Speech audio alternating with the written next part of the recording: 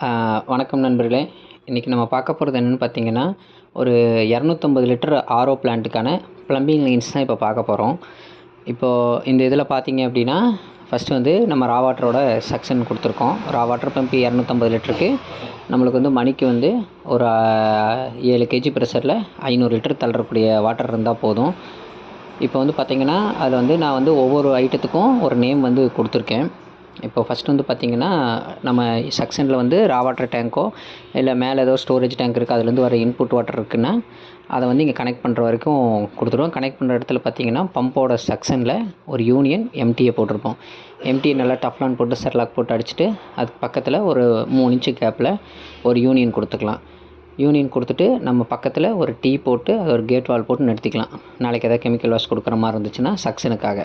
இப்போ இந்த டயக்ராமில் பார்த்திங்க அப்படின்னா, அந்த யூனியன்லேருந்து கணக்கு வச்சுருப்போம். செக்ஷனுக்கு நீங்கள் வந்து ஒரு கேட் வால் போட்டு ஒரு டீ போட்டு நிறுத்திக்கணும். இன்னொரு லைன் வந்து செக்ஷனுக்கு வந்துடணும். அதுக்கு ஒரு கேட் வால் கொடுத்துடணும். இப்போது டெலிவரி லைனில் பார்த்திங்கன்னா, மோஸ்ட்லி ½ HP பம்ப் வந்து 3/4 இன்ச் இருக்கும். இல்லை இப்போ மோஸ்ட்லி 1 இன்ச்சு வருது. ஸோ 1 இன்ச்சில் எம்டி ஏர் கொடுத்துருக்கோம். எம்டிஏலேருந்து பக்கத்துலேயே யூனியன் கொடுத்துருக்கோம். நாளைக்கு எதாவது பம்பு சர்வீஸ்னால் கழட்டுறதுக்காக கொடுத்துருக்கோம். அதிலிருந்து பார்த்திங்க அப்படின்னா, ஒரு லைன் எடுத்திருக்கோம். ரெட் கலரில் ஒரு லைன் எடுத்திருக்கோம். டைரெக்டாக ப்ளூ கலரில் ஒரு லைன் எடுத்திருக்கோம். இப்போ நேராக போடுறதுல ஒரு கேட் வால் இருக்குது. இப்போ பார்த்திங்க அப்படின்னா, இந்த ரெட் கலர் லைனில் கீழே கொண்டு வந்துட்டு கீழே ஒரு கேட் வால் கொடுத்துருக்கோம். PL05ன்னு சொல்லிவிட்டு. PL05ங்கிறது கேட் வாலில் குறிக்கிறது. அதோட நேம்ஸ் எல்லாமே நான் கீழே அடுத்த இதில் காட்டுறேன். இப்போ வந்து பார்த்திங்கன்னா, mostly single vessel double vessel. இது வந்து நான் டபுள் வெசல் கொடுத்துருக்கேன். சாண்டு ஃபில்ட்ரு ஒன்று, கார்பன் ஃபில்ட்ரு ஒன்று. 500 லிட்டர் அப்படின்னா மினிமம் அதில் ஒரு 10%லேருந்து 20%க்கு மீடியா இருக்கிற மாதிரி பார்த்துக்கணும். ஒரு 40 கேஜி பேக் இருக்க மாதிரி. கார்பன்னா 40 கேஜி இருக்கணும். இல்லை ஒரு 20 to 40 கேஜிக்குள்ளே இருக்கிற மாதிரி இருக்கணும்.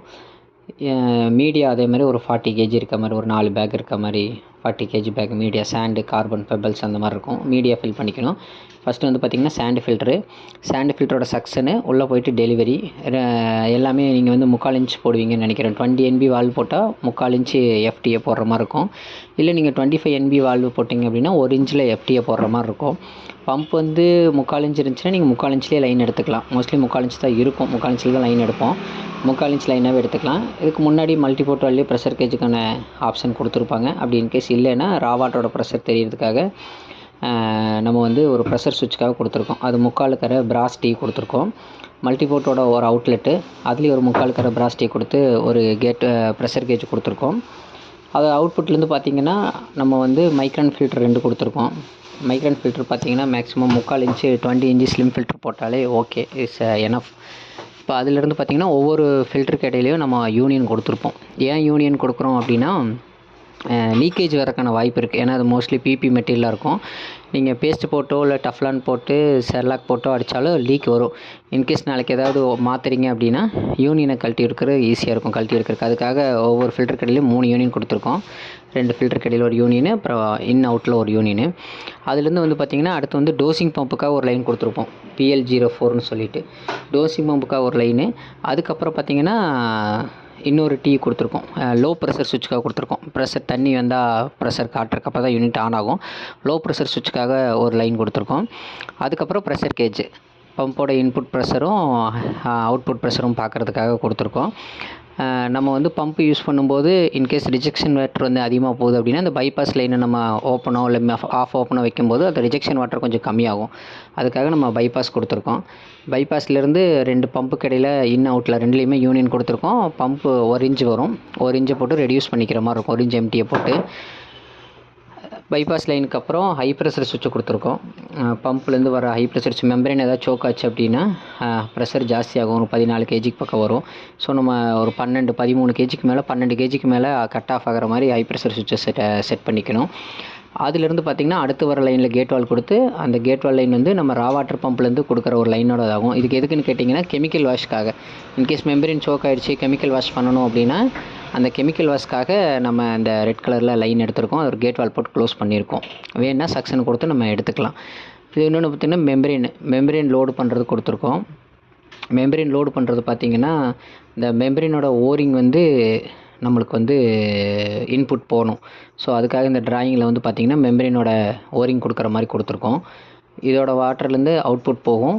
ஸோ மெம்பரினோட அந்த ஓரிங் எங்கே இருக்கோ அதில் தான் தண்ணியோட ஹை ப்ரெஷர்லேருந்து வரக்கூடிய அவுட்புட் வாட்டர் வந்து கொடுக்கணும். மேலே மேக்ஸிமம் 40 mm 3/4 இன்ச் இருக்கும்.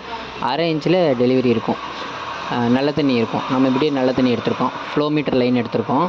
இப்போ இந்த சைடு வந்து பார்த்திங்கன்னா ரிஜெக்ஷன் வாட்டரோட அவுட்புட் பார்த்திங்க அப்படின்னா ஒரு யூனியன் கொடுத்து அதுக்கு ஒரு ப்ரெஷர் கேஜ் கொடுத்துருக்கோம். ப்ரெஷர் கேஜுக்கு அப்புறம் கேட் வால் கொடுத்துருக்கோம். கேட் வால் நம்ம ரிஜெக்ஷன் கேட் வால் எவ்வளோ க்ளோஸ் பண்ணுறோமோ மேக்ஸிமம் ரிசல்ட் வந்து ஒரு 9 kgலேருந்து ஒரு 10 kgக்குள்ளேயே நம்மளுக்கு வந்து அவுட்புட் வாட்டர் வந்துடும். ஸோ அந்த ப்ரெஷரை செக் பண்ணுறதுக்காக நம்ம வந்து கேட் வால் கொடுத்து கேட் வாலுக்கு முன்னாடி கொடுத்துருக்கோம். கேட் வாலுக்கு முன்னாடி தான் கொடுக்கணும். அவுட்புட்டில் கொடுத்தோம்னா நம்மளுக்கு வந்து ப்ரெஷர் காட்டாது. ஸோ அது நிறைய பேர் பண்ணுற தப்பு. அது கொஞ்சம் பண்ணாமல் பார்த்துக்கணும். அப்புறம் டைரெக்டாக நம்ம ஃப்ளோ மீட்டரில் கொடுத்துக்கணும். ஃப்ளோ மீட்ரு வந்து நீங்கள் 3/4 இன்ச்சில் இருக்கும், இல்லை 1/2 இன்ச்சில் இருக்கும். நம்ம 600 கொடுத்தீங்கன்னா 1/2 இன்ச் இருக்கும். ஸோ அரைக்கு 3/4 ரெடியூசர் போட்டு யூனியன் போட்டு நம்ம அதை எடுத்துக்கலாம். அவுட்புட் வாட்டர் வந்து வேஸ்ட் வாட்டரில் விட்டுறலாம், ரெட் கலர் லைனு. அதே மாதிரி இந்த பக்கம் நல்ல தண்ணிக்கு இந்த சைடும் எடுக்கலாம், அந்த சைடும் எடுக்கலாம். இந்த சைடு எடுக்கிற மாதிரி தான் அந்த சைடு ஒரு டம்மி போட்டுக்கிற மாதிரி இருக்கும். நான் இந்த சைடு எடுத்திருக்கேன். இதிலேருந்து அதே சேம் 1/2 இன்ச்சிலேருந்து 1/2 இன்ச்சுக்குலேருந்து 3/4 இன்ச்சாக மாற்றி அதுலேருந்து நான் யூனியன் போட்டு எடுத்திருக்கேன். அதுக்கப்புறம் டிடிஎஸ் சென்சார் ஒன்று கொடுத்துருக்கேன். டிடிஎஸ் சென்சாரும் கொடுக்கலாம், கண்டக்டிவிட்டி சென்சார் ரெண்டுமே கொடுத்துக்கலாம் நம்ம. ஸோ நம்ம இந்த பர்பஸை பொறுத்து இதில் நம்ம டிடிஎஸ் சென்சார் மட்டும் கொடுத்தா போதும்னு நான் அந்த லைன் டிடிஎஸ் சென்சார் மட்டும் கொடுத்து எடுத்திருக்கேன். இதுலேருந்து நல்ல தண்ணிக்கான ஃப்ளோ மீட்டரு. ஸோ அதுவும் 1/2 இன்ச்சில் இருக்கும். 1/4 ரெடியூஸ் பண்ணி எடுத்திருக்கோம். இதுலேருந்து அவுட்புட் வந்திருக்கு. இதோட பிடிஎஃப் காப்பி வந்து நான் இந்த யூடியூப் லிங்க்கோட அட்டாச் பண்ணியிருக்கேன். இன்கேஸ் உங்களுக்கு ப்ளம்பிங் லைனில் ஏதாவது டவுட் இருக்குது, ஏதாவது பண்ணணுன்னா நீங்கள் இந்த லைனை நீங்கள் ஒரு காப்பி வச்சுக்கலாம். காப்பி வச்சுட்டு இதே மாதிரி லைன் எடுத்தால் உங்களுக்கு நல்லாயிருக்கும். இந்த சைஸில் மேக்ஸிமம் இந்த எல்போ இதெல்லாம் வந்து நீங்கள் வாங்குகிற ஸ்கிட்டை பொறுத்து அதுக்கு தகுந்த மாதிரி இருக்கும். அதை பொறுத்து யூஸ் பண்ணிக்கலாம்.